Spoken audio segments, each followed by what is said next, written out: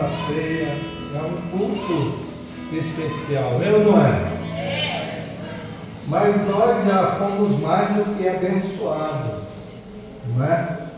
Nós já fomos abençoados com as bênçãos celestiais nos lugares todos em Cristo Jesus nosso Senhor. Então já fomos abençoados.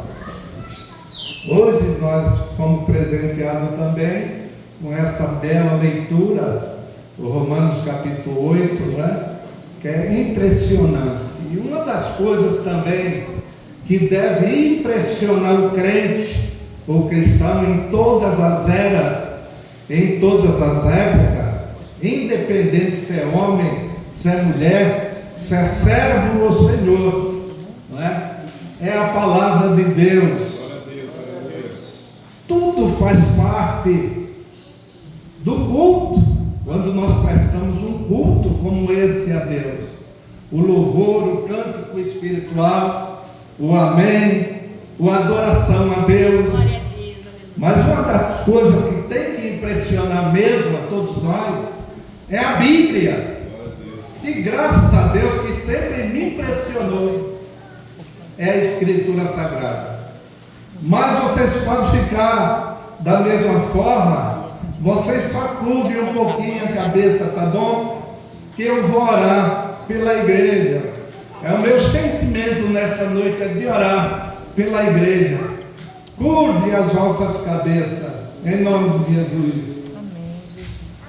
E nós vamos orar. Meu Deus, muito obrigado. Tu conheces e sabes as minhas limitações, até psicológica hoje, Senhor. Eu ando esquecendo muito.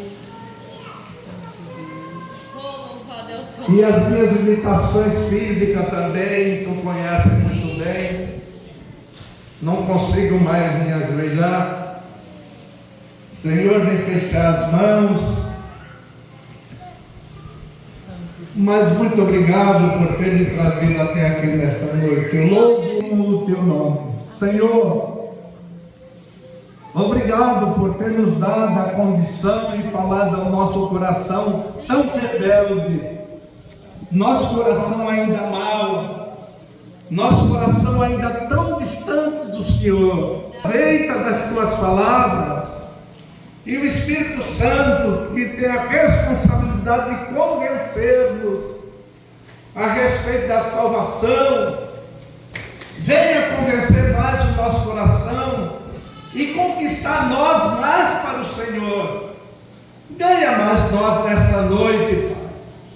Perdoa todos os nossos pecados, seja ele em pensamento, obra e palavra. Tu sabes qual é a nossa condição humana. Tu sabes o corpo que nós habitamos, Senhor. Porque mesmo como Paulo diz, que o bem que ele gostaria de fazer não fazia, mas o mal que ele não queria fazer, ele fazia.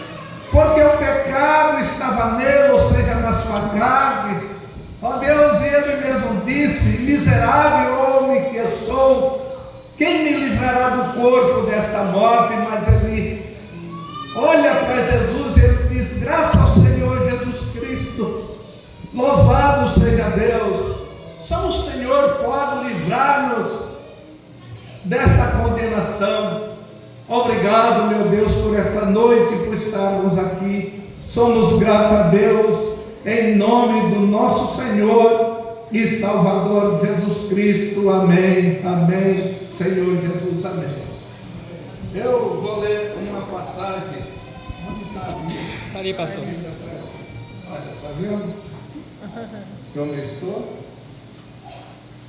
Eu vou ler uma passagem aqui que é muito importante.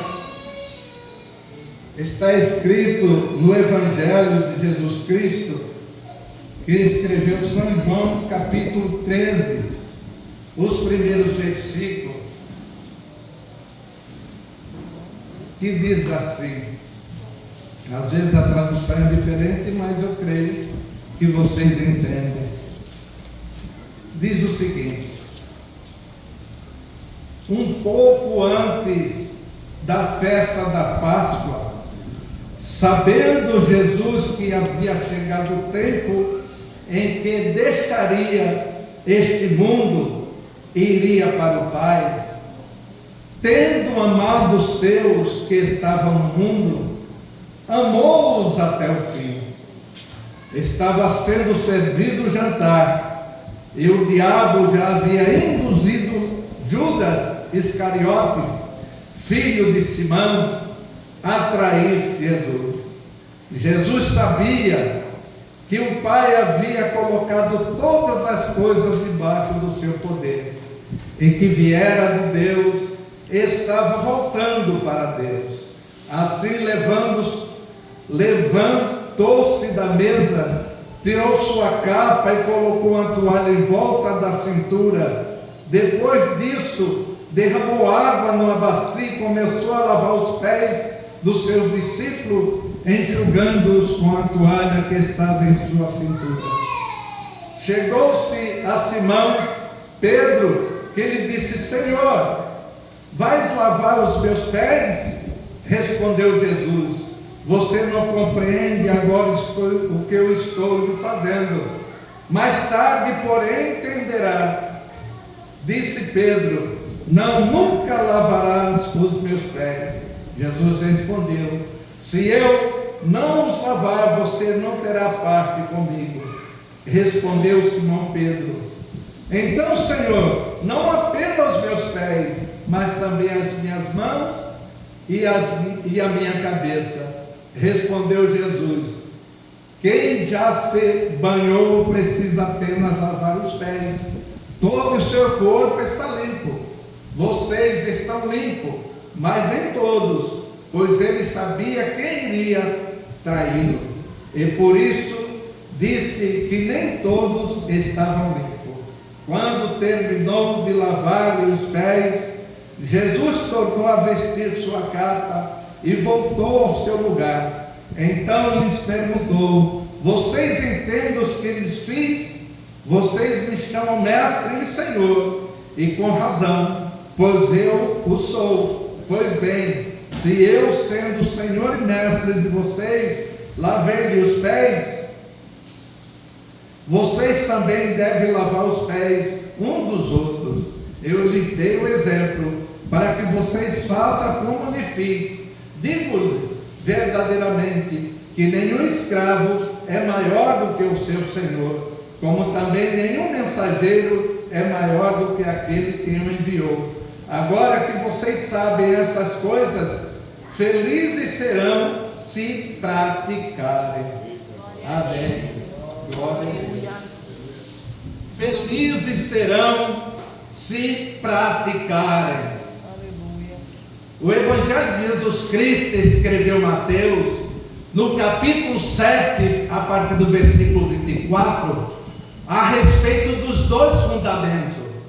Jesus disse o seguinte: que quem ouve as suas palavras e as pratica, ele consideraria como um homem sábio que edificou a sua casa na rocha.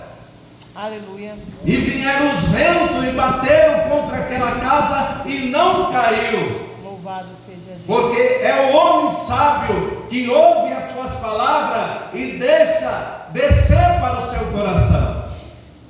Mas ele disse que aquele também que ouve essas mesmas palavras e não pratica, ele considera-se um homem louco que construiu a sua casa na areia, e veio os ventos e bateu a tempestade e caiu aquela casa, e foi grande a sua ruína.